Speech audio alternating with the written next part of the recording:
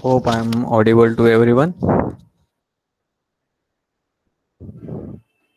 Today we can face some technical issues due to bad weather. So कभी भी आपको लगे कि मेरा वॉइस ऑडिबल नहीं है या कुछ प्रॉब्लम है तो मुझे चैट बॉक्स में लिख देना।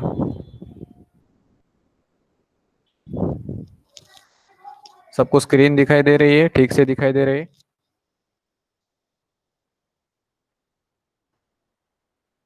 Okay,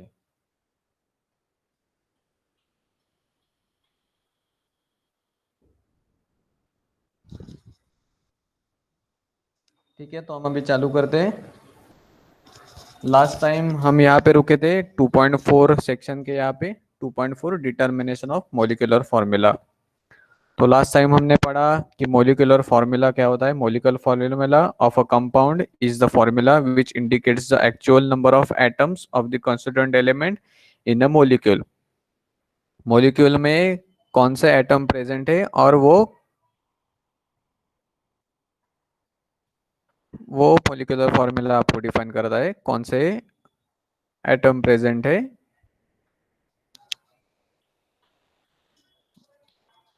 It can be obtained from the experimentally determined values of percent element composition and molar mass of that compound। तो लास्ट टाइम मैंने आपको बोला कि जो एनालिटिकल टेक्निक्स है उसके ऊपर से आप उसमें से उनका कंपोजिशन कितना है, कितने परसेंट में पर्टिकुलर एलिमेंट प्रेजेंट है उस मॉलिक्यूल में, वो आप निकाल सकते हो। तो percent composition and empirical formula. Compounds are form by chemical combination of different elements, जो हमने पिछले लेक्चर में देखा कि केमिकल कॉम्बिनेशन से जो एलिमेंट बाउंड कॉम्बिनेशन होता है उससे वो कंपाउंड्स फॉर्म होते हैं। Qualitative determination of constituent element by suitable method provides the percent elemental composition of a compound. जो मैंने अब अभी आपको बताया कि कोई भी एनालिटिकल टेक्निक या अदर क्वांटिटेटिव एनालिसिस करके आप उस पर्टिकुलर मॉलिक्यूल में कौन कौन से कम एलिमेंट कौन से अमाउंट में प्रेजेंट है वो आप उसे पता कर सकते हो।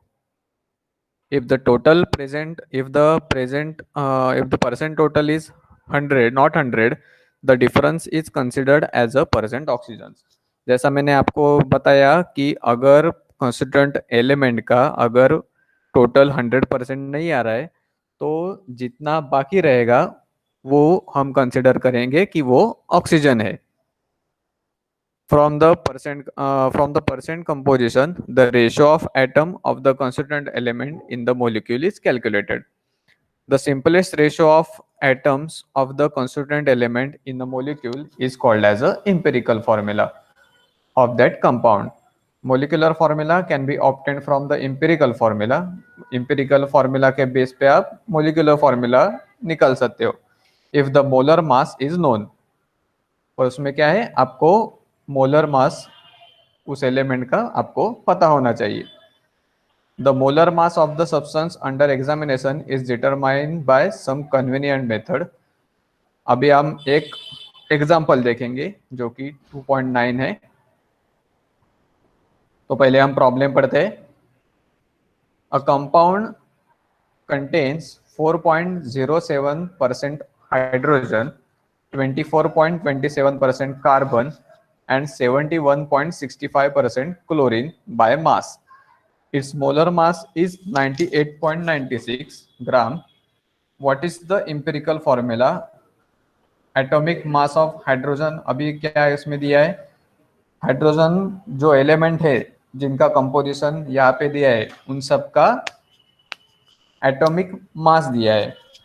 Atomic mass of hydrogen is 1.008, atomic mass of carbon is 12.12 and chlorine is 35.453 units respectively.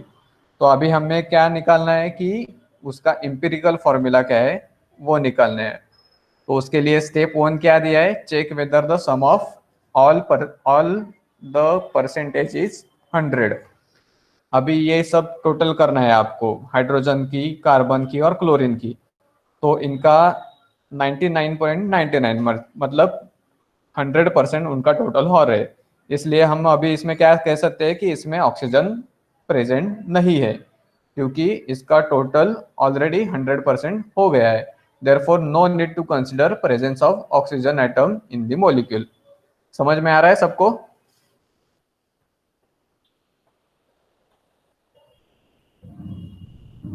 Good. और अब अभी स्टेप नंबर टू में क्या करना है हमें, जो परसेंट है, परसेंट में जो मास दिया है उसका हमें ग्राम में कन्वर्ट करना है। conversion of mass percent to grams. Since we are having mass percent, it is convenient to use 100 ग्राम। मतलब अभी हम क्या करेंगे कि 100 ग्राम में 4.07 हाइड्रोजन प्रेजेंट है, 100 ग्राम में 24.27 एंड 71.65 क्लोरीन, ये सब 100 ग्राम ऑफ कंपाउंड में प्रेजेंट है, ऐसा कंसिडर करेंगे। Thus, in the 100 gram of sample, above compounds 4.07 gram of hydrogen, 24.27 gram of carbon, and 71.65 gram of chlorine is present. Next page पे जाते हैं हम। स्क्रीन दिखाई दे रहा है ना सबको?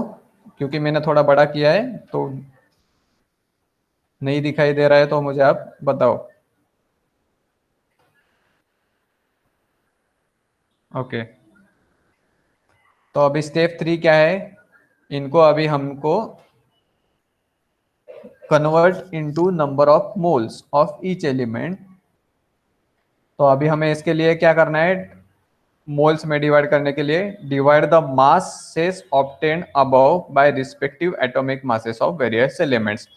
मतलब जो अभी हमने 100 ग्राम में जितना कंपोजिशन कंसिडर किया है उसको अभी हमको उसके एटॉमिक मास से डिवाइड करना है। तो अभी हम मोल्स ऑफ हाइड्रोजन निकालेंगे। हाइड्रोजन का क्वांटिटी कितना प्रेजेंट है कंपाउंड में, 4.07 ग्राम। अब उसको हमने एटॉमिक उसके मास से डिवाइड किया, जो कि है 1.008। तो हमारा मोल्स ऑफ हाइड्रोजन कितना आया, 4.04। वैसे ही हमको मोल्स ऑफ कार्बन और क्लोरीन निकालना है। कार्बन का क्वांटिटी हम प्रेजेंट कितना बोल रहे हैं, 24.27, और कार्बन का एटॉमिक मास क्या है, 12.01। तो उसका नंबर ऑफ मोल्स आया 2.0225। और वैसे ही क्लोरीन का वेट हमें कितना है कि 71.65 ग्राम, और उससे हमने एटॉमिक मास से डिवाइड किया 30.453, तो हमारा आया 2.021। अभी हमें नंबर ऑफ मोल्स मिले, तो अभी हम क्या करेंगे, divide the mole value obtained above by the smallest value among them. अभी क्या करना है, जो मोल्स में हमें जो मिला है उसमें से जो स्मॉलेस्ट वैल्यू है जिसका, उससे हमको सभी मोल्स को डिवाइड करना है। तो वो क्या, उसमें से स्मॉलेस्ट कौन सा है, 2.021। तो 2.021 से हमने 4.04 को डिवाइड किया, 2.0225 को डिवाइड किया और 2.021 को डिवाइड किया। तो पहले में हमें क्या मिला, 2:1:1, ये हमें रेशो मिला। ये डिवीजन करने के बाद हमें रेशो क्या मिला, 2:1:1। सो हम क्या बोल सकते हैं कि हाइड्रोजन का 1 मोल, क्लोरीन का 1, और हाइड्रोजन का, क्लोरीन का और कार्बन का। इन केस रेशो कैसे है, hydrogen 2, carbon 1, chlorine 1। in a case the ratio are not whole numbers, then they may be converted into whole number by multiplying suitable coefficient। अगर जो whole number नहीं है तो उसको suitable coefficient से multiply करके पहले हमें उसको होल नंबर में कन्वर्ट करना है। तो अभी हम इससे इंपेरिकल फॉर्मूला स्टेप 5 में लिखेंगे, स्टेप 5 में निकालेंगे। तो right empirical formula bye mentioning the number of numbers after writing the symbols of the respective element. तो हमने पहले लिखा C, बाद में हाइड्रोजन का 2 और Cl chlorine. Thus, the empirical formula of the compound is CH2Cl। पता चला सबको? स्टेप 5 तक सबको पता चला कि कैसे कैसे हमें स्टेप बाय स्टेप करना है। ये जो हमें रेशो मिला है, वो रेशो का जो नंबर है वो हमें उसके ये जो सिंबल है कार्बन का, हाइड्रोजन का, क्लोरीन का, उसके आगे वो नंबर हमें लिखना है। हाइड्रोजन के 2 थे तो हमने हाइड्रोजन के लिए 2 लिखा, क्लोरीन का 1 है, कार्बन का 1 है, इसलिए हमें कार्बन के आगे कुछ नहीं लिखा, वो एक एक ही उसका एटम प्रेजेंट है। तो CH2Cl ऐसा इसका इंपेरिकल फॉर्मूला आ गया। तो अभी इंपेरिकल फॉर्मूला से हमने ऊपर क्या पढ़ा कि इंपेरिकल फॉर्मूला से आप मोलिकुलर फॉर्मूला निकाल सकते हो। तो अभी हमने क्या किया है इसमें, add the atomic masses of various atoms present in the empirical formula. हर एक का आपने प्रॉब्लम में देखा कि हर एक का एटॉमिक मास दिया हुआ है 1.08, 12 और 35.453। तो हमें इसका सबका एडिशन करना है। 12.01 प्लस 2 इंटू 1.008, क्योंकि हाइड्रोजन का 2 मोलिक्यूल है, उस इसके लिए हमने 2 से मल्टीप्लाई किया, और 35.543 ये जो क्लोरीन का मास है वो लिखा। तो इसका सबका टोटल आया 49.48 ग्राम। तो अभी divide the molar mass by the empirical formula mass. Empirical formula मास जो हमें ऊपर मिला है 98 पॉइंट, जो हमें दिया है 98.96 डिवाइडेड बाय 49.48।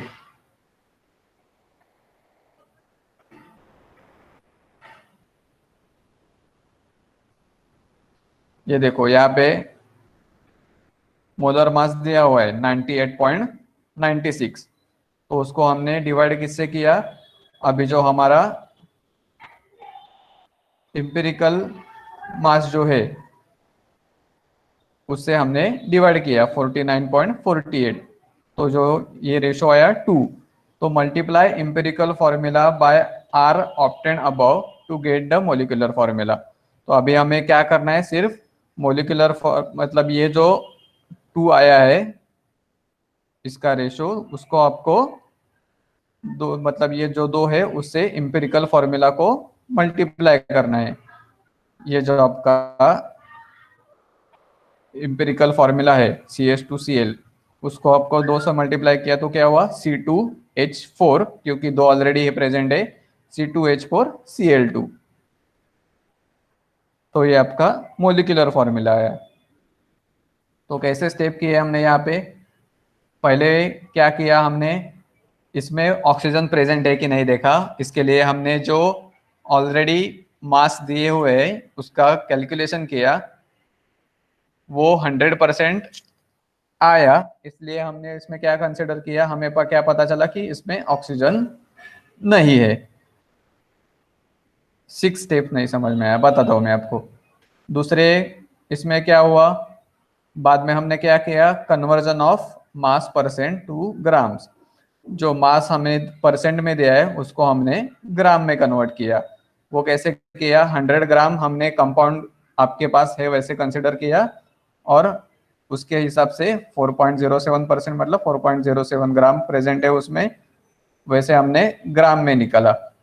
स्टेप 3 में क्या किया हमने, उसके नंबर ऑफ मोल्स निकालने के लिए जो अपना ग्राम जो इसमें प्रेजेंट है मोलर मास, उसको एटॉमिक मास से डिवाइड किया, तो उससे हमें नंबर ऑफ मोल्स मिले। चौथे स्टेप में हमने क्या किया कि जो स्मॉलेस्ट, इसमें जो स्मॉलेस्ट मोल्स जो है उससे हर एक इसको डिवाइड किया, हर एक वैल्यू को, तो हमें एक रेशो मिला 2:1:1। तो उससे हमने उसका इंपेरिकल फॉर्मूला डिफाइन किया स्टेप नंबर 5 में। और स्टेप नंबर 6 में क्या किया?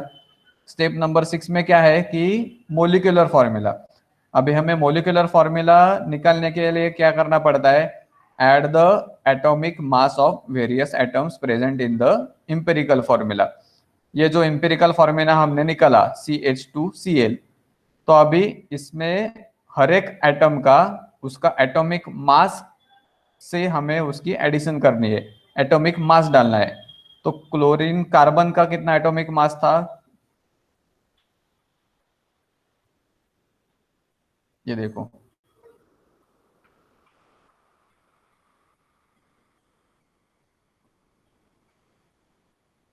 ये एटॉमिक मास कार्बन का कितना था? 12। तो ये 12 हमने लिखा। हाइड्रोजन का एक, पर हाइड्रोजन के दो एटम प्रेजेंट है, इसलिए 2 × 1 ये आ गया। और क्लोरीन का एक ही है, इसलिए 35.453। तो इससे हमें क्या मिला? ये इंपेरिकल मास मिला। सॉरी, हाँ यस, इंपेरिकल फॉर्मूला मास मिला। अभी मोलर मास जो है वो हमें प्रॉब्लम में ऑलरेडी दिया हुआ है 98.69। उसको हमने empirical molar mass, empirical formula मास से डिवाइड किया, तो हमें एक R2 ऐसा वैल्यू मिला। जिससे हमने, अभी हमको क्या करना है, ये 2 को इंपेरिकल फॉर्मूला को उसमें मल्टीप्लाई करना है। तो इंपेरिकल फॉर्मूला से मल्टीप्लाई किया तो आपको क्या मिला? C2H4Cl2।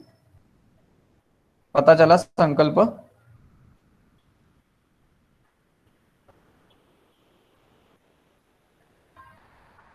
Good, good. तो ये एक प्रॉब्लम है। नेक्स्ट प्रॉब्लम में क्या है कि ये भी देखते हैं हम, तो आप फिर भी आपको इससे भी पता चलेगा।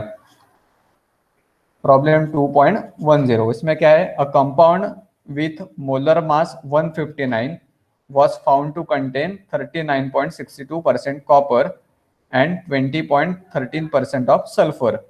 Suggest the molecular formula for compound। अभी इसमें भी एटॉमिक मासेस हर एक के दिए हुए, कॉपर का 63, सल्फर का 32 और ऑक्सीजन का 16। अभी हमें पहला स्टेप कैसे करना है कि हर एक का एडिशन करना है। तो एडिशन करने के बाद क्या मिला? 39.62 प्लस 20.13, तो हमें क्या मिला? 59.75। तो 59.75 मतलब ये 100% नहीं हो रहा है। इसके लिए ऊपर का जो है वो हम क्या कंसिडर करेंगे कि उसमें ऑक्सीजन प्रेजेंट है। तो हमें उसके लिए क्या करना पड़ेगा कि 100 में से ये 59.75 जो है उसको माइनस करना पड़ेगा। तो जो बाकी का क्वांटिटी आएगा 14.25, वो आएगा oxygen.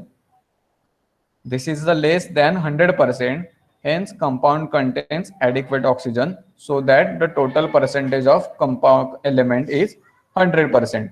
Hence percent oxygen is equal to 100 minus 59.75 is equal to 40.25।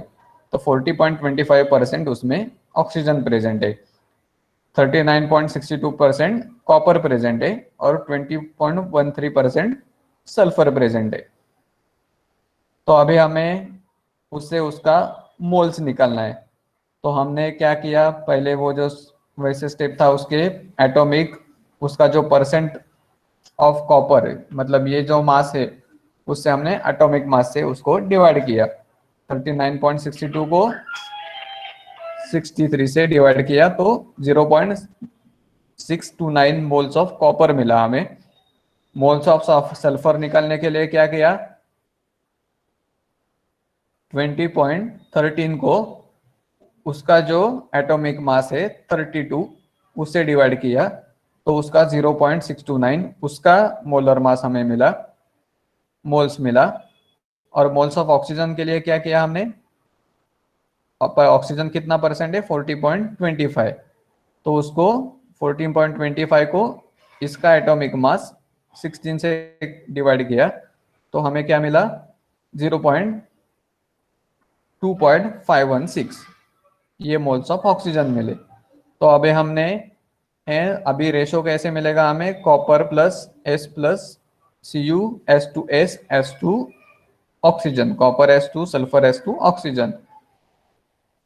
अभी इसमें से स्मॉलेस्ट मोल्स किसके, 0.629, तो हमने उसको हर एक से डिवाइड किया, तो इधर दोनों जगह पे सेम है इसलिए 1:1 आया, और 2.516 को 0.629 से डिवाइड करने के बाद 4 आया, तो 1:1:4 ऐसा हमें इम्पेरिकल ये में रेशो मिला। तो उससे हम इम्पेरिकल फॉर्मूला निकाल सकते हैं, CuSO4, कॉपर का एक, सल्फर का एक और ऑक्सीजन के 4।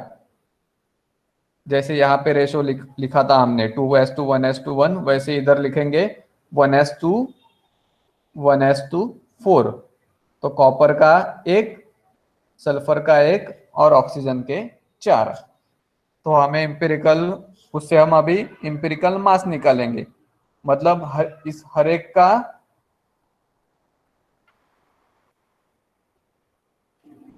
जो एटॉमिक मास है वो हमें उसमें डालना है। तो अभी इससे हमें क्या मिलेगा, इम्पेरिकल फॉर्मूला मास, कॉपर का 63, सल्फर का 32, ये दोनों एक एक ही एटम उसके प्रेजेंट है इसलिए 63 32, और ऑक्सीजन के 4 इसलिए 16 इंटू 4 64।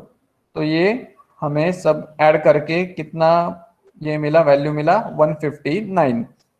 तो 159 ये इंपेरिकल फॉर्मूला मास हुआ। तो यहाँ पे अभी हमने देखा कि 159, यहाँ पे अभी क्या हुआ है,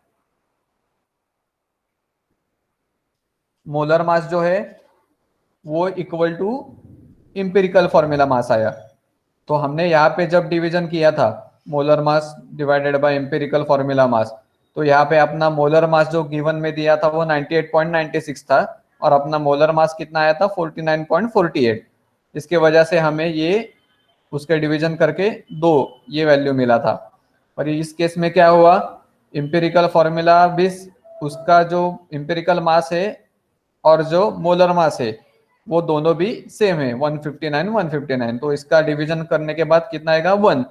तो empirical formula is equal to molecular formula, मतलब जो हमें इंपेरिकल फॉर्मूला मिला है वही इसका मोलिकुलर फॉर्मूला है CuSO4, क्योंकि इसका डिवीजन है जो इंपेरिकल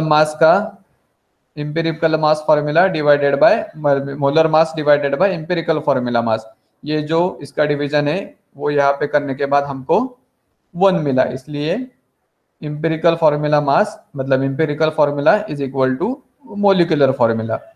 इसलिए हमें यहाँ पे किसी से मल्टीप्लाई करने की, इंपेरिकल फॉर्मूला को किसी से मल्टीप्लाई करने की जरूरत नहीं पड़ी, इसलिए हमें दोनों भी सेम ही मिले हैं। इस केस में आपको पता चला कैसे आया मोलिकुलर फॉर्मूला।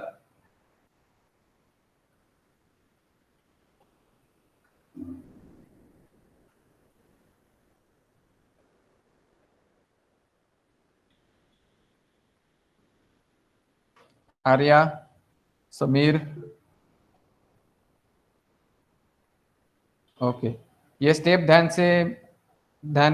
से देखो, इस स्टेप में, सॉरी थोड़ा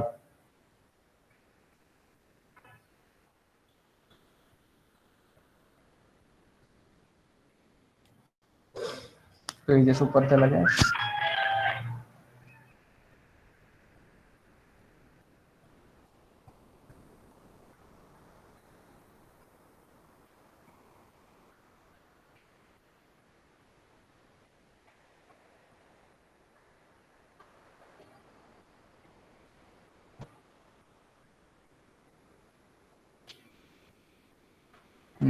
ये जो स्टेप है वो पहले ध्यान में रखो, उससे आपको पता चलेगा। पहले इन सब का जो मास दिया है वो आपको ऐड करना है, जितना आपको कंपोजिशन दिया है उसका अगर टोटल 100% आ रहा है तो आपको ये पता चलेगा कि उसमें ऑक्सीजन है या नहीं। अगर 100% आया तो उसमें ऑक्सीजन नहीं है, 100% नहीं आ गया तो 100 से वो जो आपका ये जो टोटल है उसको माइनस करके आपको ऑक्सीजन का अमाउंट निकालना है। दूसरे स्टेप में आपको क्या करना है, दूसरे स्टेप में आपको उसका ग्राम में कन्वर्ट करना है उसको। बाद में उसके तीसरे स्टेप में उसके नंबर ऑफ मोल्स निकलना है। नंबर ऑफ मोल्स आने के बाद जो स्मॉलेस्ट जिसका वैल्यू है उस वैल्यू से सबके मोल्स को डिवाइड करना है। उसके बाद जो आपको रेशो मिलेगा उस रेशो जो है उसके हिसाब से आपको वहाँ पे उसका एटॉमिक जो सिंबल है वो लिखने का है उस रेशो के हिसाब से। और एटॉमिक जो आपको रेशो से आप जो फॉर्मूला लिखोगे वो आएगा आपका इंपेरिकल फॉर्मूला। बाद में आप एटॉमिक फॉर मतलब मोलिकुलर फॉर्मूला निकालने के लिए क्या करना है आपको, जो एटॉमिक मास दिए हुए हैं गिवन में उसको इंपेरिकल फॉर्मूला में आपको डालना है। तो आपको इंपेरिकल फॉर्मूला मास आ जाएगा और इंपेरिकल फॉर्मूला मास से आपको मतलब आपका जो मोलर मास दिया हुआ है ये 159 यहाँ पे जो दिया है कौन सा भी रहेगा आपके जो प्रॉब्लम में रहेगा वो आपको मोलर मास से इंपेरिकल फॉर्मूला मास को डिवाइड करना है।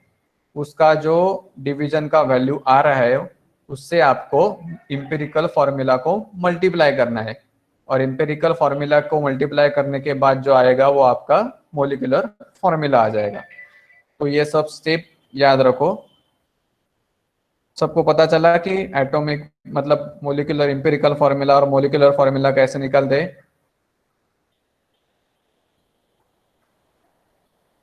किसी को कोई स्टेप समझ में नहीं आ रहा है तो बताओ, अभी एक बार फिर से देखेंगे हमने।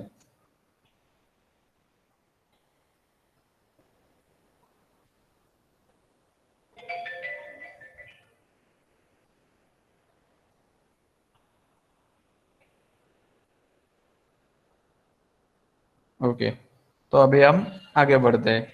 अभी नेक्स्ट है 2.5 chemical reactions and stoichiometric calculation.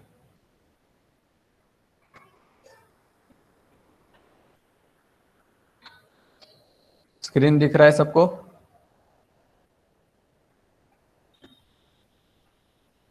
Okay. Calculation based on a balanced chemical equation are known as a stoichiometric calculation. Balanced chemical equation is a symbolic representation of chemical reaction. It supplies the following information which is useful in solving problem based on chemical equation. अभी balance chemical reaction, balance मतलब हम कौन सा कितने amount में present है, किसका कितना एटम प्रेजेंट है, वो बैलेंस कैसे करते हैं वो बाद में देखेंगे।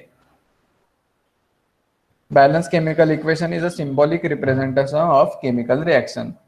और इससे हमें क्या क्या पता चलता है कि it indicates the number of moles of reactants involve in a chemical reaction. अभी एग्जांपल ये एग्जांपल लो, CaCO3 converts to CaO calcium oxide plus CO2 carbon dioxide. इसमें क्या हुआ कि आपको पता चला कि कौन से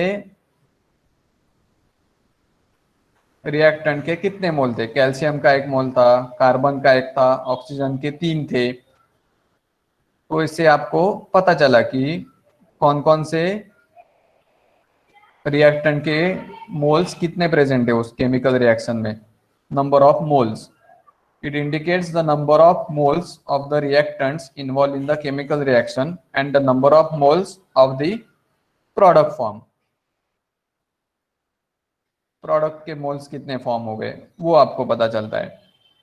It indicates the relative masses.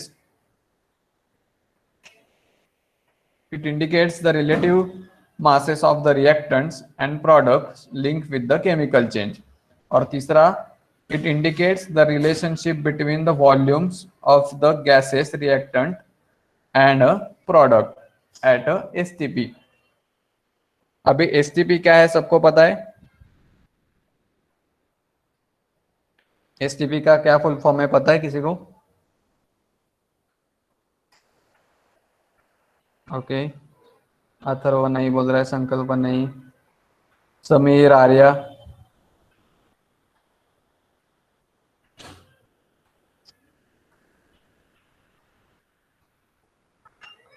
Okay, STP का मतलब है स्टैंडर्ड टेम्परेचर एंड प्रेशर।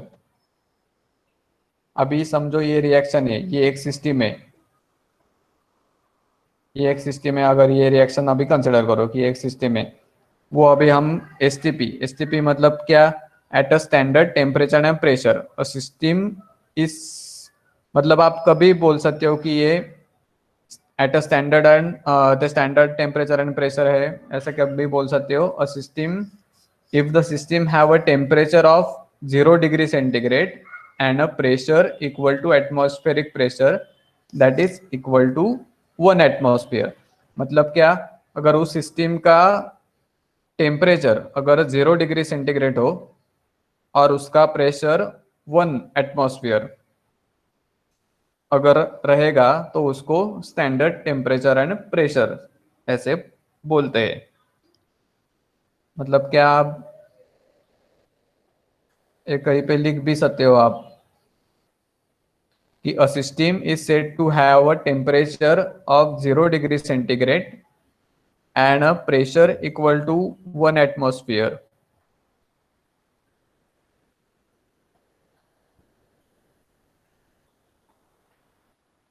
तो अभी हम स्टोइचोमेट्रिक प्रॉब्लम देखते हैं।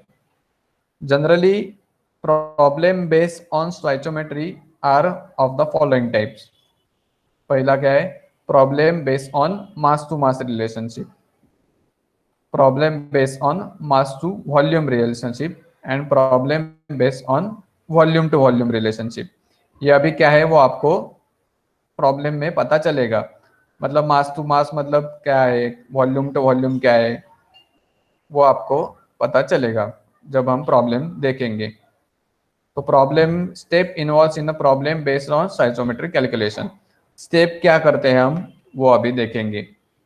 Right down the balance chemical equation representing the chemical reaction. पहले हमको बैलेंस केमिकल रिएक्शन लिखना है, जिससे आपको पता चलेगा कि रिएक्टेंट का कितना मोल है और रिएक्टेंट रिएक्शन होने के बाद प्रोडक्ट का कितना मोल फॉर्म हो रहा है, वो आपको उसे पता चलेगा बैलेंस केमिकल इक्वेशन से। Then the write the number of moles and relative masses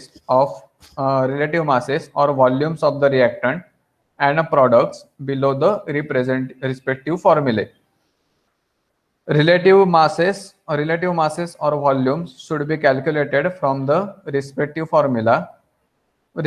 formula mass referring to the condition of STP। Apply the unitary method to calculate the known factor or factors as required by the problem। तो ये क्या है, सब हम problem देख के समझने की कोशिश करेंगे, समझने की कोशिश करेंगे। तो प्रॉब्लम 2.11, तो पहले प्रॉब्लम पढ़ते हैं। Calculate the mass of carbon dioxide and water form on complete combustion of 24 gram of methane gas. Atomic masses दिए हुए हैं आपने, आपको इसमें कार्बन का 12 यूनिट, हाइड्रोजन का 1 और ऑक्सीजन का 16 यूनिट। अभी प्रॉब्लम में क्या दिया है उन्होंने, 24 ग्राम ऑफ मीथेन गैस, उसका कंबशन होने के बाद कार्बन एंड वाटर, इसका कितना मास फॉर्म हो रहा है वो आपको इसमें से निकालना है। तो अभी इसके लिए आप पहले केमिकल रिएक्शन लिखोगे। CH4, मीथेन का फॉर्मूला क्या है सबको पता है, CH4। कार्बन का वैलेंसी कितना है 4, तो उसका 4 हाइड्रोजन एटम्स उधर कंबाइन हो गए, तो CH4 प्लस O2। अभी हम रफली लिखते हैं यहाँ पे CH4 plus O2 gives CO2 plus H2O। तो अभी ये बैलेंस करने के लिए हमने क्या किया, ट्वाइस O2, तो यहाँ पे हमें कितना मिला, 2H2O।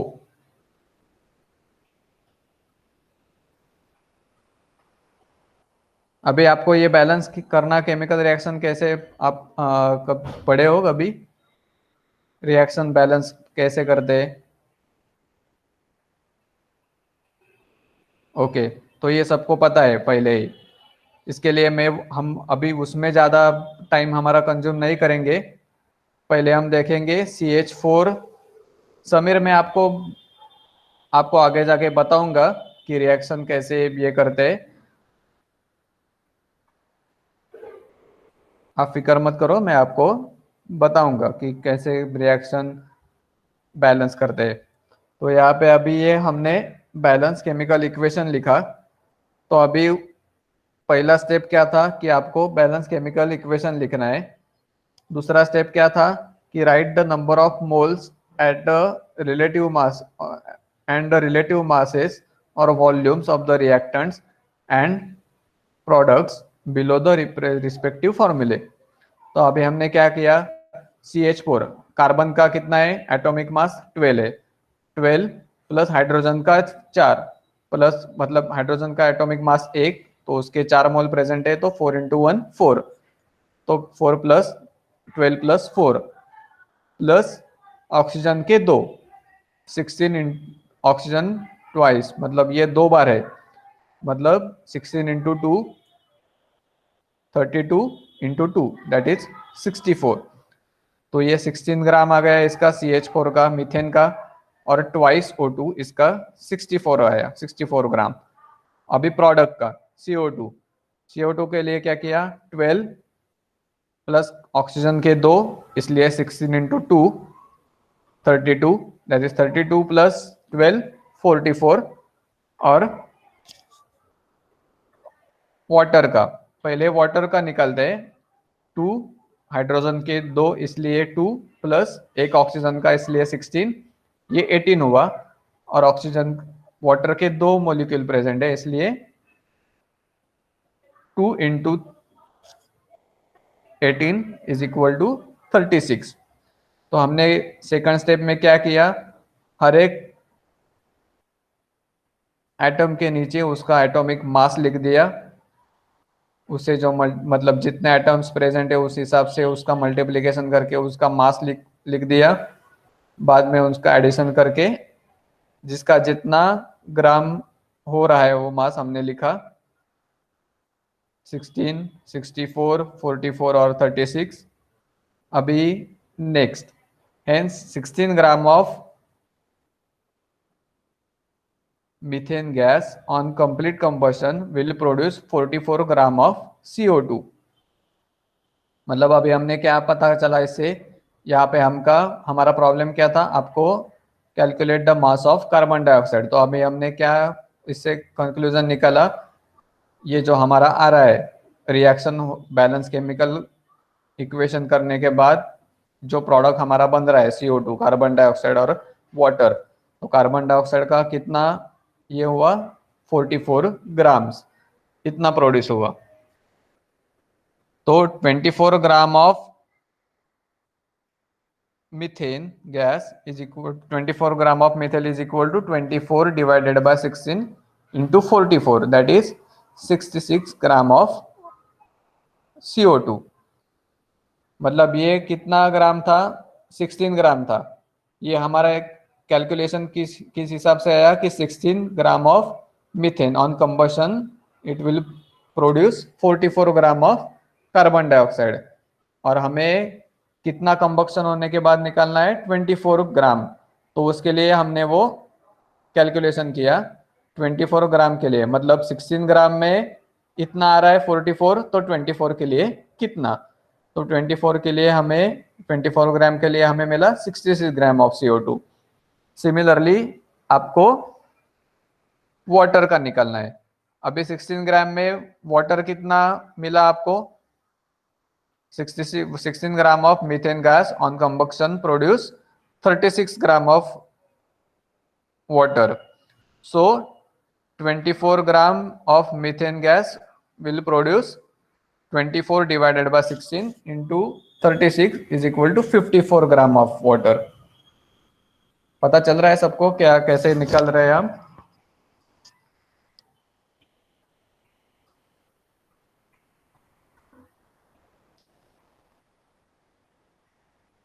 संकल्प अथर्व,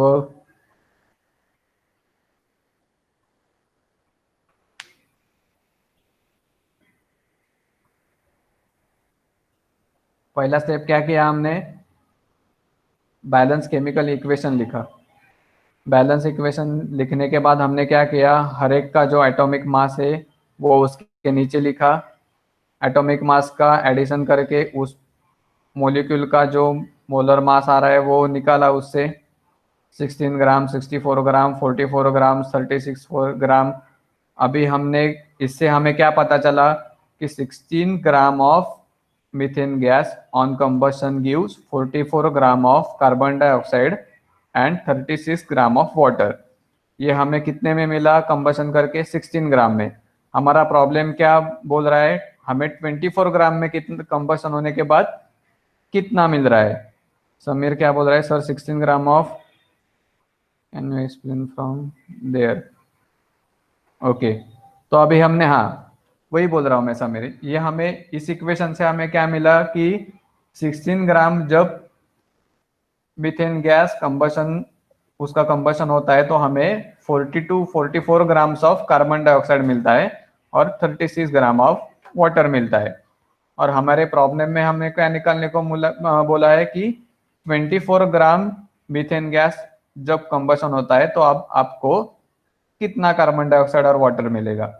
तो हमें 16 ग्राम में जो मिला है वो हमारे पास कैलकुलेशन है, तो उसके बेस पे हम 24 में कितना होगा, 24 में कितना होगा वो निकालेंगे।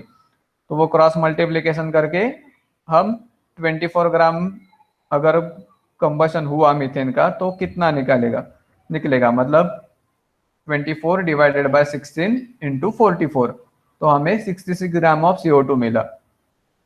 तो हमें एक तो मिला कार्बन डाइऑक्साइड कितना प्रोड्यूस होगा, और दूसरा सेम कैलकुलेशन 16 ग्राम कंबशन होने के बाद हमें 36 ग्राम वाटर मिला।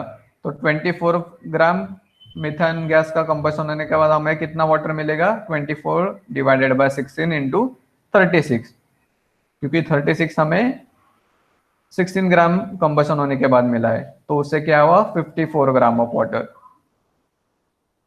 समझ गया समीर?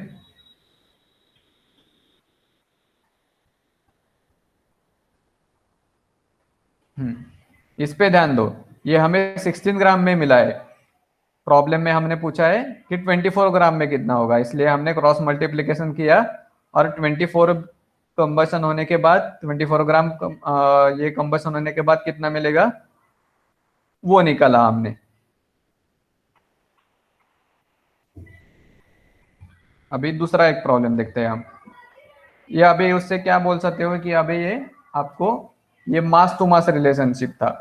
मतलब क्या, सभी जो रिएक्टेंट और प्रोडक्ट जो है वो उस सभी का क्वांटिटी ग्राम मतलब वेट के हिसाब में था, इसलिए ये मास टू मास, ये जो हमने देख रहे थे ना कि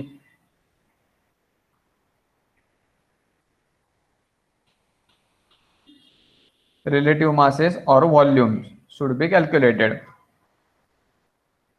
ये जो हमने देखा वो ये है। ये जो टाइप्स देखे हमने स्टोइचोमेट्रिक प्रॉब्लम्स के, mass to mass, mass to volume, volume to volume, इसमें से जो पहला था वो मास टू मास, क्योंकि जो रिएक्टेंट्स और जो प्रोडक्ट्स थे सब उसका ग्राम में प्रेजेंटेशन है, तो हमने ये क्या बोला, मास टू मास। ये मास टू मास का एग्जांपल हो गया। अभी दूसरा प्रॉब्लम देखते हैं। How much CaO calcium oxide will will be produced by decomposition of 5 grams of CaOCO3। अब इसमें क्या दिया है, कैल्शियम 5 ग्राम कैल्शियम कार्बोनेट डिकम्पोजिशन होने के बाद आपको कितना कैल्शियम ऑक्साइड मिलेगा ये आपको निकलना है। तो अभी जैसे हमने अभी लिखा वैसे बैलेंस केमिकल इक्वेशन हमें लिखना है। CaCO3 on combustion decomposition gives calcium oxide plus carbon dioxide. अभी नेक्स्ट स्टेप, हर एक के नीचे उसका एटॉमिक मास लिखना है। अभी ये देखो यहाँ पे आपको एटॉमिक मास दिया नहीं है, तो अभी आपको सबको पीरियोडिक टेबल पता है, पीरियोडिक टेबल देखा है।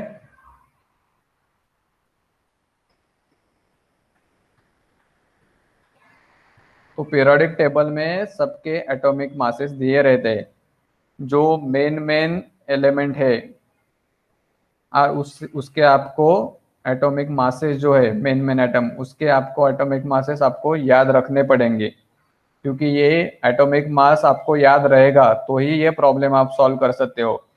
तो आप जहाँ पे स्टडी करते हो वहाँ पे वो पीरियोडिक टेबल का एक प्रिंट निकाल के रख दो, जिससे आपको कोई दिक्कत नहीं आ जाएगी। आपको वो नज़रों के सामने रहेगा, और वो नज़रों के सामने होगा तो आपको याद भी अच्छे से रहेगा। तो वो आपको कार्बन, ऑक्सीजन, कैल्शियम, ये जो मेन मेन सब हाइड्रोजन सभी आपको याद करने हैं, पर ये जो मेन जिस पे रिएक्शन प्रॉब्लम ज़्यादा आते हैं कार्बन, ऑक्सीजन, हाइड्रोजन, उसका एटॉमिक मास आपको याद होना ही चाहिए।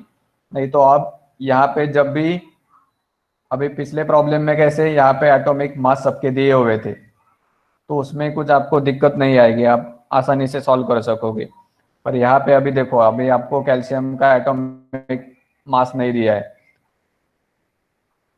तो आप ये कैसे लिखोगे नीचे 40? तो उसके लिए आपको एटॉमिक मास आपको याद, उसको आपको पता होना चाहिए। तो एटॉमिक मास सबके आप लिख के रखो, उसका प्रिंट निकाल के रखो, तो आपको आसानी होगा। अभी CaCO3 इसका सी का कैल्शियम का 60 लिखा, कार्बन का कैल्शियम का 40 लिखा, कार्बन का 12 लिखा, और ऑक्सीजन के 3 एटम है, इसलिए 16 इंटू 3 48। तो इसका एडिशन करने के बाद कितना हुआ? 100 parts calcium oxide. Calcium oxide का कैल्शियम का 40 लिखा, ऑक्सीजन का यहाँ पे एक ही एटम है तो 16 लिखा, 56 पार्ट्स। कार्बन डाइऑक्साइड का 12, कार्बन का 12, ऑक्सीजन का 16, और 2 एटम प्रेजेंट है इसलिए 16 इंटू 2 32। तो 32 प्लस 12 44 पार्ट्स आ गया। तो ये सेकंड स्टेप हो गया आपका। अभी आपको क्या करना है कि ये जैसा हमें पिछले प्रॉब्लम में 16 ग्राम मीथेन गैस कंबशन करके जो मिला था, वैसे यहाँ पे हमें 100 ग्राम्स में मिला है, और हमें पूछा किस में है? 5 ग्राम्स में। तो अभी ये करते हैं, हम उसका निकालते हैं। अभी 100 gram of CaCO3 produce 56 gram of CaO calcium oxide. मतलब इससे हमें क्या पता चला? 100 ग्राम CaCO3 कैल्शियम कार्बोनेट डिकम्पोजिशन होने के बाद हमें 56 ग्राम ऑफ कैल्शियम ऑक्साइड मिलता है। तो 5 ग्राम में कितना मिलेगा? 5 ग्राम कितना प्रोड्यूस करेगा? तो 5 ग्राम 56 divided by 100 into 5, that is 2.8 gram of CaCO3। 100 grams में कितना मिला? 56 ग्राम मिला, तो 5 ग्राम में कितना मिलेगा? अभी यहाँ पे कार्बन डाइऑक्साइड निकालने की जरूरत नहीं है, क्योंकि हमें प्रॉब्लम में एक ही पूछा है, कैल्शियम ऑक्साइड ही पूछा है, तो सिर्फ उतना ही निकालने का। यहाँ पे कितना? दो पूछा था, कार्बन डाइऑक्साइड का भी पूछा था, वाटर का भी पूछा था, इसलिए हमें 24 में कार्बन डाइऑक्साइड का भी निकालना पड़ेगा, और 24 ग्राम में वाटर कितना प्रोड्यूस हुआ वो भी निकालना पड़ा। इस केस में क्या था? आपको कितना कैल्शियम ऑक्साइड मिल रहा है उतना ही लिखना था। तो आपने 100 ग्राम्स में 56 मिला, तो 5 ग्राम्स में कितना प्रोड्यूस होगा? तो 2.8 ग्राम प्रोड्यूस होगा। ये प्रॉब्लम पता चला सबको?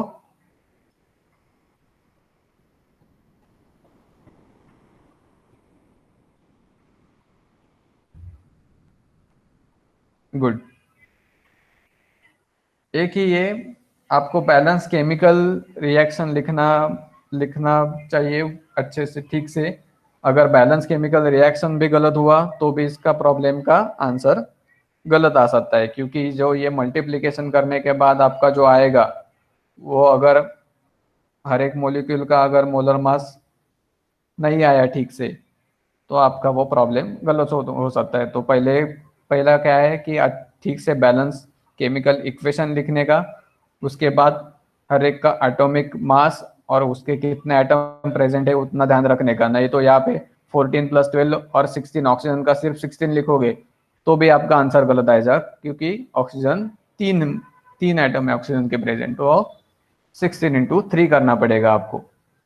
तो वो सब करके आपको जो आएगा उस हिसाब से आपको क्या पूछा है प्रॉब्लम में वो देखना पड़ेगा। 100 ग्राम्स में हमें 56 ग्राम ऑफ कैल्शियम ऑक्साइड मिला, तो हमें प्रॉब्लम में पूछा है कि 5 ग्राम डिकम्पोजिशन होने के बाद कितना मिलेगा। तो 5 ग्राम डिकम्पोजिशन होने के बाद 56 ग्राम डिवाइडेड बाय 100 इंटू 5, 2.8 ग्राम। तो ये हमारा फाइनल आंसर हुआ। अभी तीसरा प्रॉब्लम,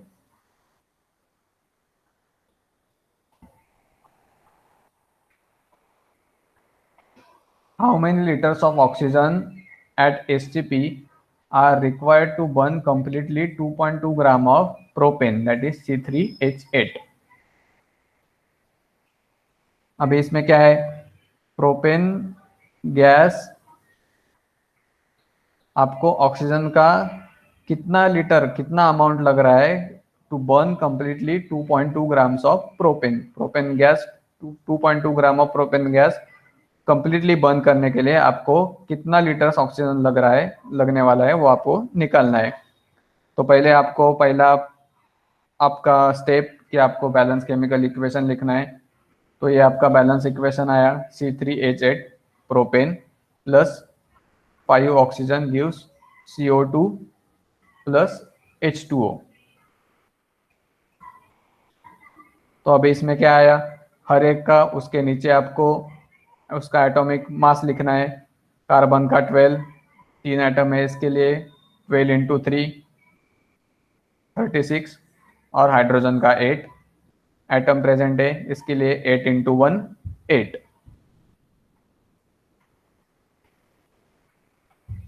तो 36 + 8 कितना हुआ, 44 ग्राम। उसके बाद 5O2 ऑक्सीजन, ऑक्सीजन कितना है 2। तो पहले 16 × 2 करेंगे तो उसका 24 आ जाएगा, सॉरी 32 आ जाएगा, 32 × 5।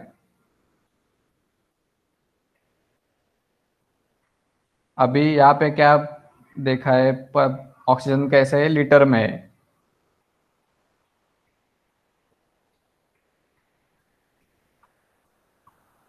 तो उसका क्या हुआ, 5 × 22.4।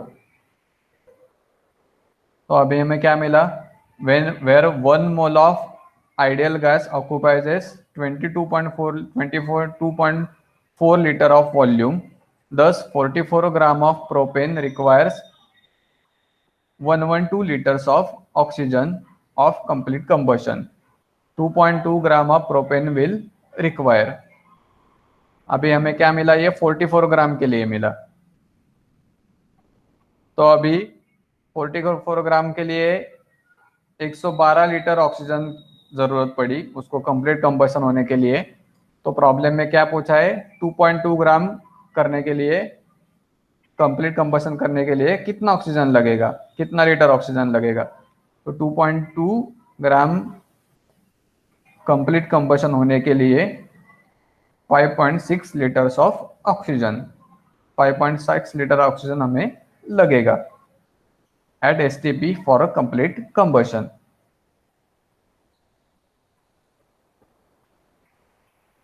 तो ये अभी ये कौन सा हमारा टाइप का है, मास वॉल्यूम।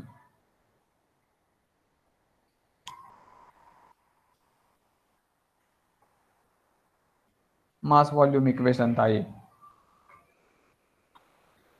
और एक लास्ट, आज हम यहीं पे रुकेंगे क्योंकि हमारा अच्छे से आप समझ नहीं पाओगे, तो हम ये प्रॉब्लम हम नेक्स्ट लेक्चर में लेंगे। जो प्रॉब्लम नंबर 2.414 है उससे हम नेक्स्ट लेक्चर में स्टार्ट करेंगे। अभी तक ये सबको आपको पता चला कि कैसे निकालना है।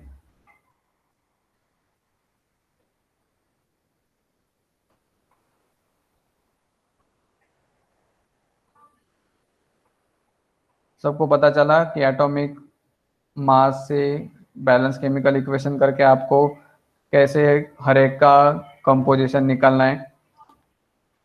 तो ये दो चीज़ें हमेशा याद रखना कि आपको बैलेंस केमिकल इक्वेशन अच्छे से लिखना है, और उसके बाद आपको हर एक का एटॉमिक मास पता होना ज़रूरी है, जिससे आप उसका मोलर मास निकाल के उससे आप आपको प्रॉब्लम में जो दिया है अमाउंट निकालना है वो आप ठीक से निकाल सकते हो।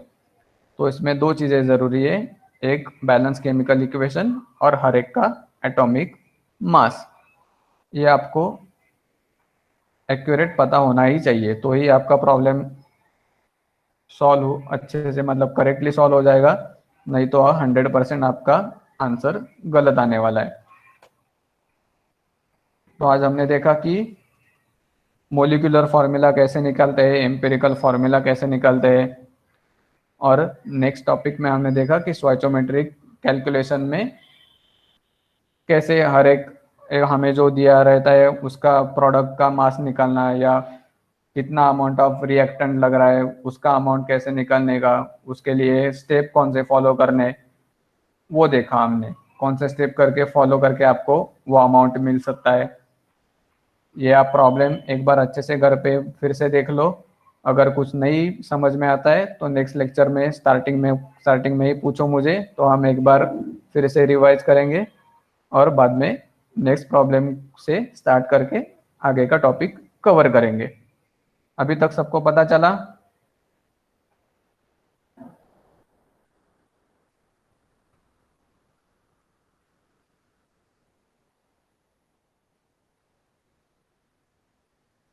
Okay, thank you. तो हम अभी नेक्स्ट वेडनेसडे लेक्चर में मिलेंगे।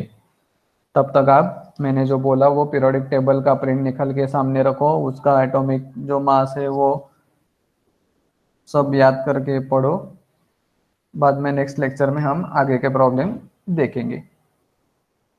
Thank you, good night.